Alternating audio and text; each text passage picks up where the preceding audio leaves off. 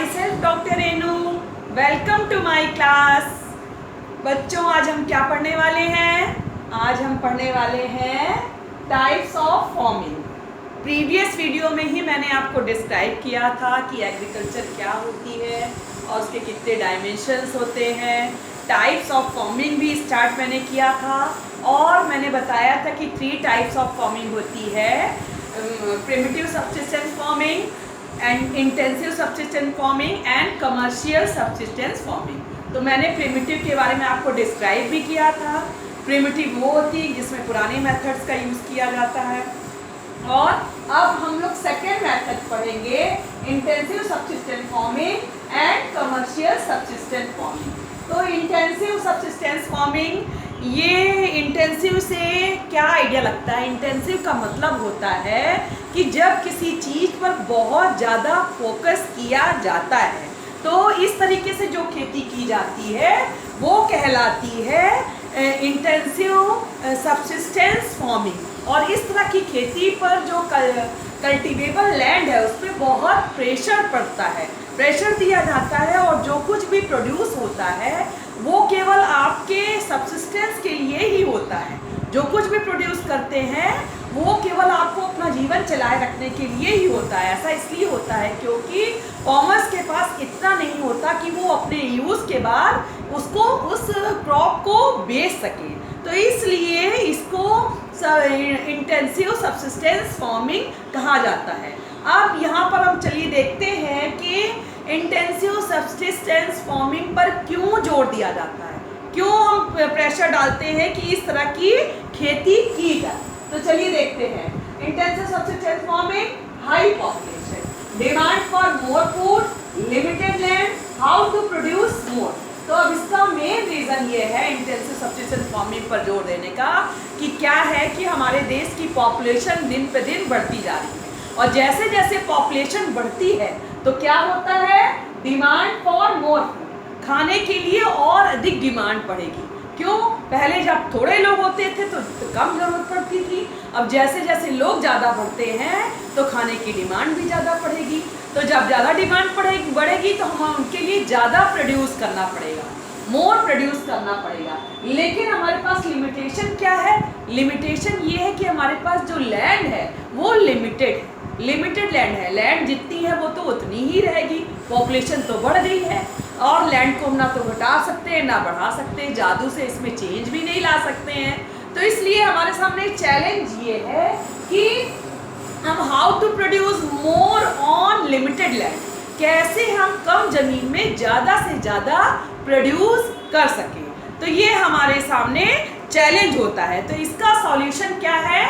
ISF, intensive subsistence farming. इसमें क्या होता है? इसमें ज़्यादा से ज़्यादा लेबर के थ्रू फार्मिंग की जाती है, लेबर्स के थ्रू फार्मिंग की जाती है। लेबर्स के थ्रू फार्मिंग होती है, ये सबसे बड़ा डायमेंशन है इसका। लेबर का ज़्यादा से ज़्यादा यूज़ किया जाता है क्योंकि इसमें इंटेंसिव सब्सिस्टेंस फार्मिंग में छोटे छोटे लैंड फॉर्म होते हैं और छोटी छोटी ज़मीनों पर खेती की जाती है। इसलिए आप हैवी मशीनरी को नहीं लगा सकते हैं क्योंकि छोटी छोटी ज़मीन है, इसलिए ज़्यादा प्रोड्यूस नहीं हो सकता है। और अगर आप मशीन्स खरीदते हैं, नए नए टूल्स खरीदते हैं तो आपका पैसा ज़्यादा लग जाएगा। इसलिए इसको क्या बोलते हैं? लेबर इंटेंसिव भी बोलते हैं। इसमें ज़्यादा से ज़्यादा लेबर का यूज़ किया जाता है और लेबर की संख्या ज़्यादा लगती है और लेबर ज़्यादा यूज़ वहीं पर होगा जहाँ ये अवेलेबल होंगे, जहाँ ये ईज़िली मिल जाएंगे। और ये ज़्यादा ईज़िली कहाँ पर मिलेंगे? जहाँ पॉपुलेशन ज़्यादा होगी। तो अधिकतर एरिया जहाँ पर इंटेंसिव फार्मिंग की जाती है वो है यूपी, बिहार और वेस्ट बंगाल। अब क्वेश्चन हमारे सामने यह आता है कि आप कैसे ज़्यादा से ज़्यादा प्रोड्यूस करोगे कम लैंड पर। तो इसके लिए हम क्या करेंगे? Labour intensive. मैंने पहले ही बता दिया कि ये लेबर इंटेंसिव है, लेबर का ज़्यादा से ज़्यादा यूज़ करेंगे क्योंकि हम लोगों ने देखा कि जो प्रिमिटिव सब्सिस्टेंस फार्मिंग थी उसमें हमारे पास ये नेसेसिटी नहीं थी कि हमको ज़्यादा से ज़्यादा प्रोड्यूस करना है।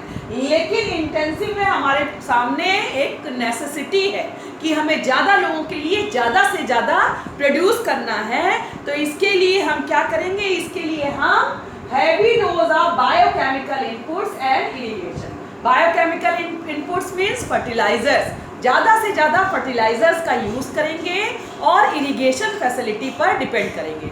अब बच्चों आपको पता होना चाहिए कि जितना ही ज़्यादा केमिकल का यूज़ होता है तो उसके लिए उतने ही पानी की ज़रूरत पड़ती है।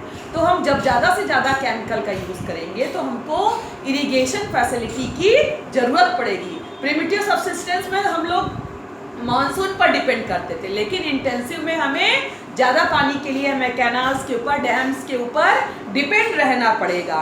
तो अब यहाँ पर ये क्वेश्चन पुट अप हो रहा है कि व्हाई दिस सिचुएशन अकर्ड, ऐसी स्थिति क्यों प्रोड्यूस हो गई कि लैंड कम क्यों है, लैंड कम क्यों है और क्या बोलते हैं हम ज़्यादा से ज़्यादा प्रोड्यूस कैसे कर सकते हैं। तो इसके लिए हम क्या करेंगे, इसके लिए हम इंटेंसिव सब्सिस्टेंस फार्मिंग पर डिपेंड करते हैं और इसके चलते लैंड पर प्रेशर ज़्यादा पड़ता है। तो आई होप आपको ये इंटेंसिव सब्सिस्टेंस फार्मिंग क्लियर हो गया होगा।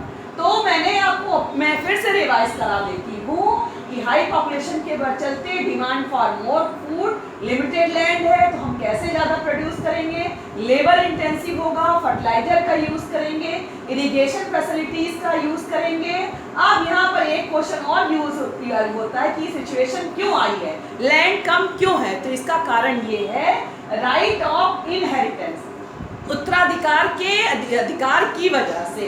रिड्यूस लैंड साइज होल्डिंग, जमीनें जो होती हैं छोटी होने लगती हैं, creating enormous pressure on cultivable land. तो इससे क्या होता है, कल्टिवेबल लैंड पर ज़्यादा प्रेशर पड़ता है। मैं आपको ये एक्सप्लेन करती हूँ कि राइट ऑफ इनहेरिटेंस क्या है। उत्तराधिकार, उत्तराधिकार समझते हो बेटा कि जैसे माँ बाप से जो बच्चों को मिलता है, अपने पूर्वजों से जो हम लोगों को मिला है, तो वो इनहेरिटेंस कहलाएगा। सपोज कीजिए कि राम नाम का कोई फार्मर है, उसके पास 20 बीघा या 20 हेक्टेयर ज़मीन है और आगे चल के उसके 4 बच्चे हो जाते हैं। तो 4 बच्चे जो होते हैं जब बड़े होते हैं तो वो शादी वादी होने पर उनकी जो राम की ज़मीन है 20 बीघा, वो 4 भागों में डिवाइड हो जाती है। तो हर एक के पास 5-5 बीघा ज़मीन आई। अब उन चारों बच्चों के भी 5-5 बच्चे हो जाते हैं। सपोज कीजिए 5-5 बच्चे हो रहे हैं, तो अब उसकी जो 5 बीघा ज़मीन थी राम के हर बच्चे की, उस बच्चे की ज़मीन उसके 5 बच्चों में डिवाइड हो गई। तो इस तरह से हम देखते हैं कि लैंड धीरे धीरे कम होती जा रही है। तो राइट ऑफ इनहेरिटेंस के थ्रू ज़मीन कम होती जा रही है, लेकिन डिपेंडेंसी फैमिली तो उतनी ही है और वो फैमिली किसके ऊपर डिपेंड कर रही है, लैंड के ऊपर डिपेंड कर रही है, इसलिए उस लैंड पर ज़्यादा प्रेशर पड़ेगा। तो यही है इंटेंसिव सब्सिस्टेंस फार्मिंग। अब हमारा नेक्स्ट टॉपिक है कमर्शियल फार्मिंग। कमर्शियल फार्मिंग क्या है बेटा, कमर्शियल फार्मिंग में हम लोग क्या क्या पढ़ेंगे, modern inputs, heavy seeds, chemical fertiliser, insecticide, pesticides for higher production and commercialisation vary from one region to another region. और फीचर्स भी है इसके, single cropping grown on a large area, interface of agriculture and industry, capital intensive market labour, migrant labour and produce raw material, connectivity to market and processing industry. तो चलिए start करते हैं, commercial farming क्या होती है। अब बच्चों commercial farming जैसा कि इसका नाम है, इसको आपको सुनकर आपको क्या लगता है, कमर्शियल फार्मिंग का मतलब होता है कि ऐसी फार्मिंग की जो कि ऐसी खेती जो केवल बिजनेस के पर्पस से की जाए, और बिजनेस के पर्पस से की जाए, और ऐसी खेती वो केवल आपके सब्सिस्टेंस के लिए नहीं है, आपके जीविका यापन के लिए नहीं है, बल्कि आप उससे क्रॉप्स को निकालते हैं, उसको ले जा करके दूसरी जगह पर बेचते हैं। तो ये बिजनेस ओरिएंटेड क्रॉपिंग है। तो इसलिए इसकी डेफिनेशन इस तरीके से हुई, commercial crop is a farming, commercial farming is a farming where produce is sold and profit is earn. Produce is sold and profit is earn. Produce जो कुछ भी पैदा होता है उसको बेचा जाता है और प्रॉफिट को कमाया जाता है। तो अब हम ये देखेंगे कि ये हम कैसे करते हैं। तो इसके लिए कमर्शियल फार्मिंग के लिए सबसे ज़रूरी चीज़ होता है मॉडर्न इनपुट्स। अभी तक हम लोग ने देखा कि जो पिछली दोनों फार्मिंग के टाइप्स थे उसमें मॉडर्न इनपुट्स का यूज़ नहीं होता था, केवल इंटेंसिव में थोड़ा सा यूज़ होता था। तो कमर्शियल सब्सटेंस फार्मिंग में मॉडर्न इनपुट्स का होता है HYV सीड्स।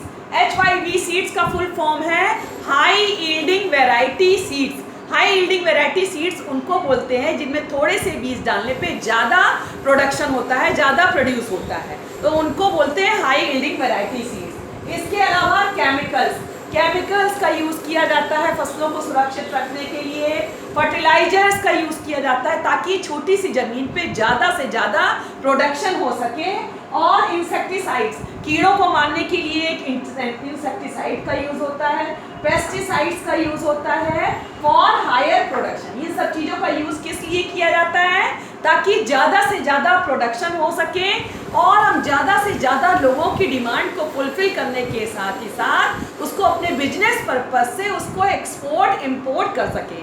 बच्चों, बहुत सारी फसलें होती हैं ऐसी जिनको कि हम बिजनेस पर्पस से ग्रो करते हैं, like T, coffee, spices, cotton और भी बहुत सारी क्रॉप्स होती हैं जिनको कि हम जो आगे चल के हम आपको चैप्टर में बताएंगे। रबड़, ये सारी खेती होती है। तो अब इसका सेकंड पॉइंट है commercialisation vary one region to another region. अब ये जो कमर्शियलाइजेशन है या व्यवसायीकरण है एग्रीकल्चर का, खेती का, वो एक क्षेत्र से दूसरे क्षेत्र में अलग होता चला जाता है। सपोज कीजिए कि पंजाब में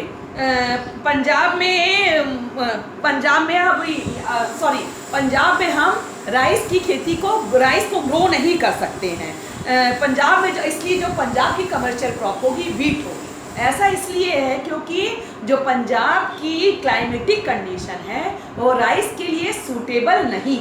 तो इसलिए जो राइस कहाँ सूटेबल है, वेस्ट बंगाल है, असम है, नॉर्दर्न स्टेट में, वहाँ की जो क्लाइमेटिक कंडीशन है वो राइस के अनुकूल है, तो इसलिए राइस वहाँ ज़्यादा बेटर होगा। तो इसलिए पंजाब की जो कमर्शियल क्रॉप होगी वो वीट होगी और जो राइस है वो वेस्ट बंगाल और नॉर्दर्न स्टेट की कमर्शियल क्रॉप्स होगी। तो इस तरह से हम देखते हैं कि ये कमर्शियल फार्मिंग के कुछ फीचर्स भी होते हैं। इसमें फर्स्ट फीचर है single crop is grown on a large area. एक ही जो फसल होती है बड़े एरिया में लगाई जाती है। अभी तक हम लोग ने देखा कि जो दोनों अदर टाइप्स ऑफ फार्मिंग थे उसमें लैंड फॉर्म छोटे छोटे होते थे, छोटे छोटे लैंड फॉर्म होते थे ऐसे। लेकिन ये कमर्शियल फार्मिंग में लैंड फॉर्म जो होता है वो बहुत बड़ा होता है, बहुत बड़ा होता है। इसलिए प्लांटेशन वाला जो भी एग्रीकल्चर होता है उसमें कमर्शियल फार्मिंग की जाती है, जैसे like tea plantation, coffee plantation और ये सारे। तो इसलिए इसमें क्या होता है, इसमें बहुत बड़े एरिया में एक ही क्रॉप को ग्रो किया जाता है जिससे अच्छे से उसका उत्पादन हो सके और हम उसको, और जो फार्मर है उसको अच्छे से बेच सके। अब सेकंड फीचर है interface of agriculture and industry.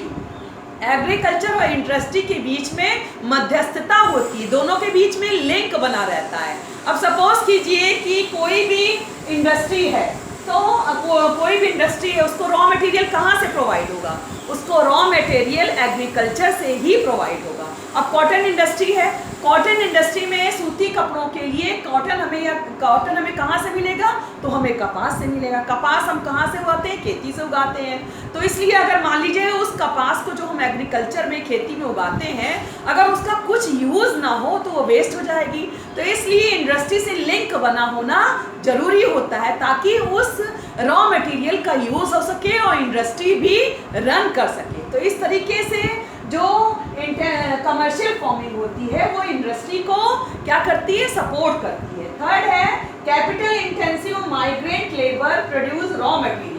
अब ये जो कमर्शियल फार्मिंग होती है इसमें पूंजी का बहुत ज़्यादा लगती है, कैपिटल इन्वेस्टमेंट बहुत ज़्यादा होती है। बड़े बड़े प्लांट, बड़े बड़े लैंड पार्ट होते हैं, उनमें बड़ी बड़ी मशीनरी लगाई जाती है, बड़ी बड़ी यूनिट्स लगाई जाती है।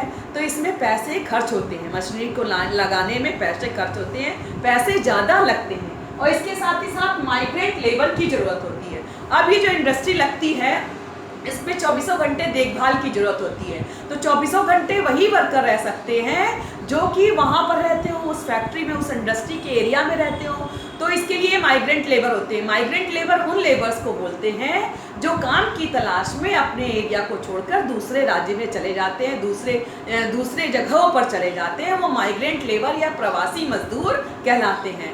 तो इसलिए प्रवासी मजदूर वहाँ रहते हैं तो 24 घंटे रहते हैं, तो इसलिए उनको भी क्या देनी पड़ती है, सैलरी। तो इसमें भी कैपिटल इन्वेस्ट होती है। इसके साथ ही साथ प्रोड्यूस रॉ मटेरियल भी क्या बोलते हैं, हमें इंडस्ट्री से, इसे एग्रीकल्चर से ही मिलता है। अब नेक्स्ट है connectivity to market and processing industry.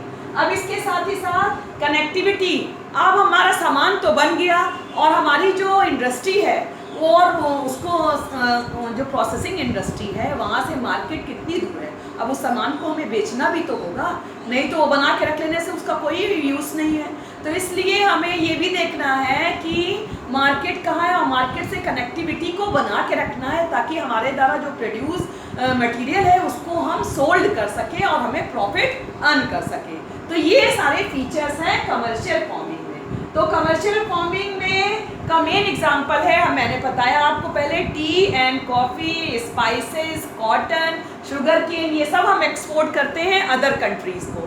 तो इसके लिए हम कमर्शियल फार्मिंग करते हैं। और कमर्शियल फार्मिंग मैंने पहले ही बता दिया, व्यावसायिक खेती, जो हम बिजनेस के पर्पस से खेती करते हैं, अपने यूज़ के लिए नहीं करते हैं, वो कमर्शियल फार्मिंग कहलाती है। और इसके कई फीचर मैंने आपको डिस्क्राइब कर दिया। तो आई होप बच्चों आपको यहाँ तक क्लियर हो गया होगा।